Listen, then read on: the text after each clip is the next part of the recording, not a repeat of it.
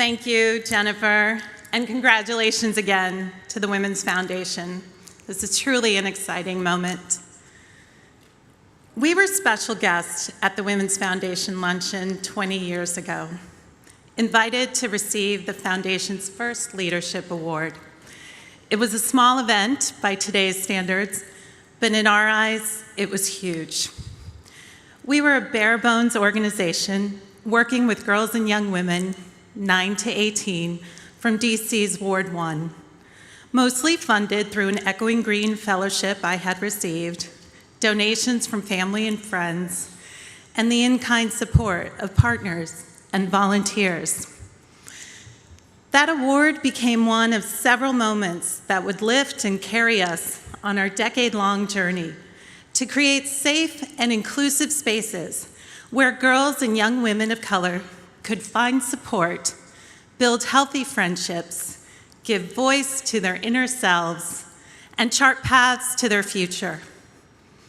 When we started, I was 24 years old. For years, this idea had been forming inside me. Like a seed, it grew, until I understood it was more than just an idea. It was an answer to a persistent question: where are the girls?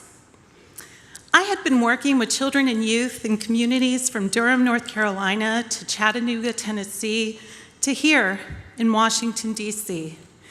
And every time I would begin a new project, I would notice there were very few girls. Their absence was stark.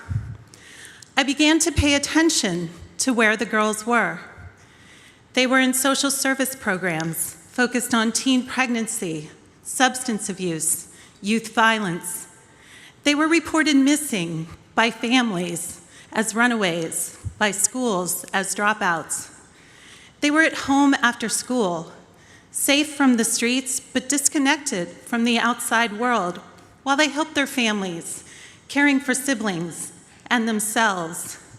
For some, home was not so safe. Girls were also withdrawing, emotionally and academically. I learned this from a 1991 nationwide study, which was a survey of middle school girls. It identified the effects of gender bias in education and the negative impact on girls' self-esteem, an experience that was especially difficult for girls of color. I looked at my own girlhood as a Salvadoran immigrant, and I asked myself, what had made it possible for me to make it through? Then I asked, how might I recreate those breathing spaces, not just for one girl, but for a whole community of girls? Fast forward to 1995. I invited girls as young as age 9 to join me in building an organization. The youngest ones named us Sister to Sister, Hermana a Hermana. Over time, young women would lead and manage the organization.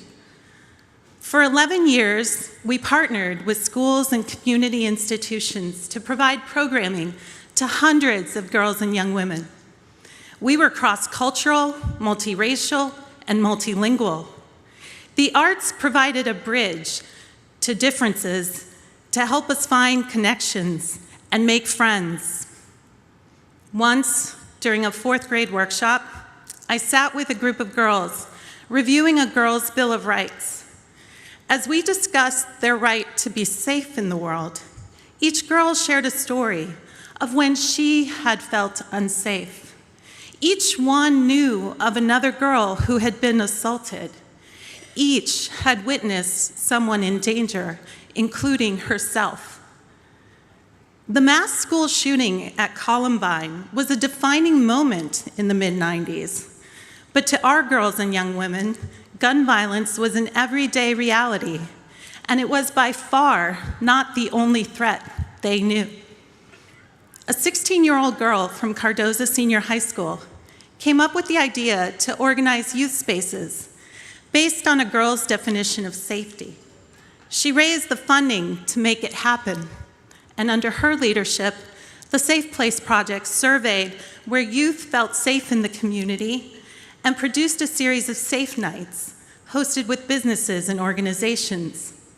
It was a powerful example of how the girls were learning to be problem solvers in their lives.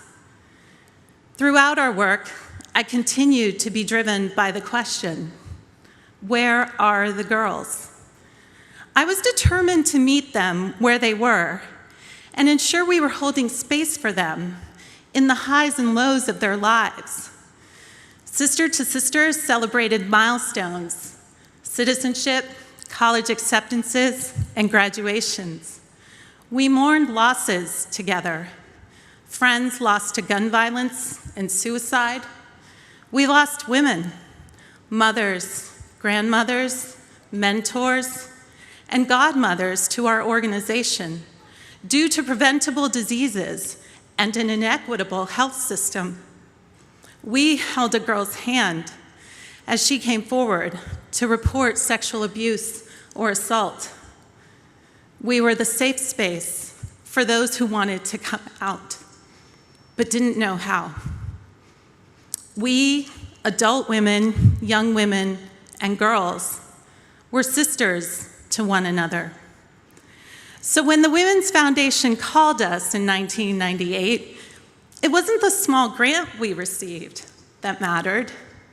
It was that the Women's Foundation saw us, and in turn, we saw ourselves and our own success in creating a future where all girls would thrive. Our goal to transform the absence of girls into a powerful and undeniable presence was working. 20 years later, I still ask myself, where are the girls?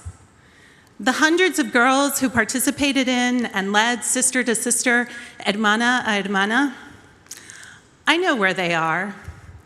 They are leading lives of meaningful connection and purpose, driven by their own confidence and a commitment to engage in the daily work of building a better world for themselves, their families, and their communities. They are driven and amazing.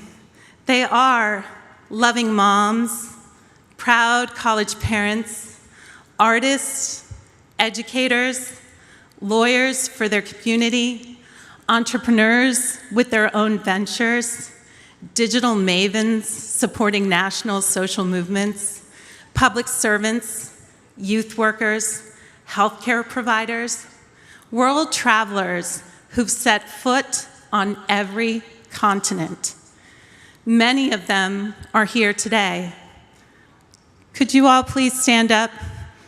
Sister to Sister, alumni, participants, and staff.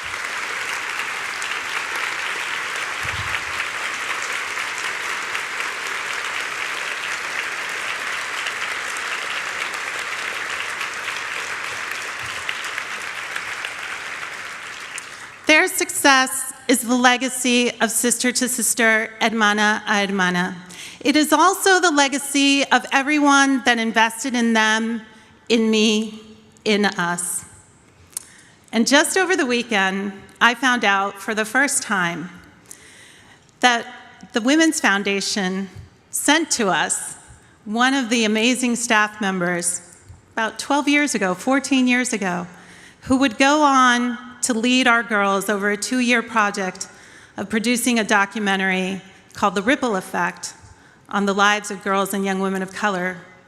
She was a student at Pepperdine. She was coming to DC for an internship. She interviewed with the Women's Foundation. They loved her, but they rejected her and told her, you know what, this is an office job. You need to go work for Sister to Sister. So the Women's Foundation kept giving without knowing for ourselves the gifts they were sending. We must keep asking ourselves this important question, where are the girls?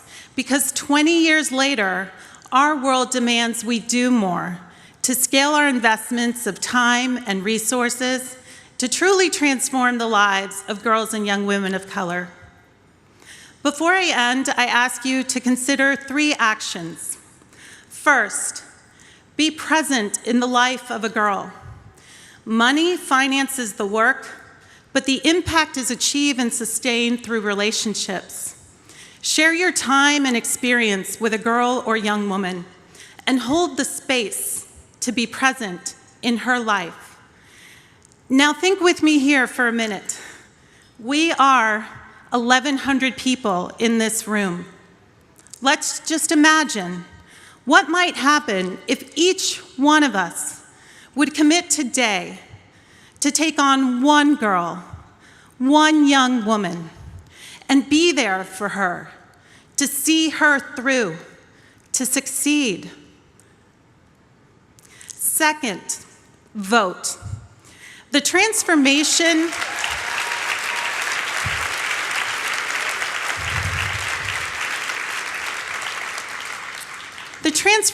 that girls and young women of color need demands civic engagement. So please, go out and vote next Tuesday and bring others along with you. Finally, give. 20 years ago, the Women's Foundation saw us. They saw the promise and potential of the young women of Sister to Sister, Hermana a Hermana. And Jennifer said we've come full circle, and we have. So today I ask you to look to the next 20 years. Please make a gift to the Women's Foundation so they may continue to open doors for girls and young women of color, just as they did for us. Thank you.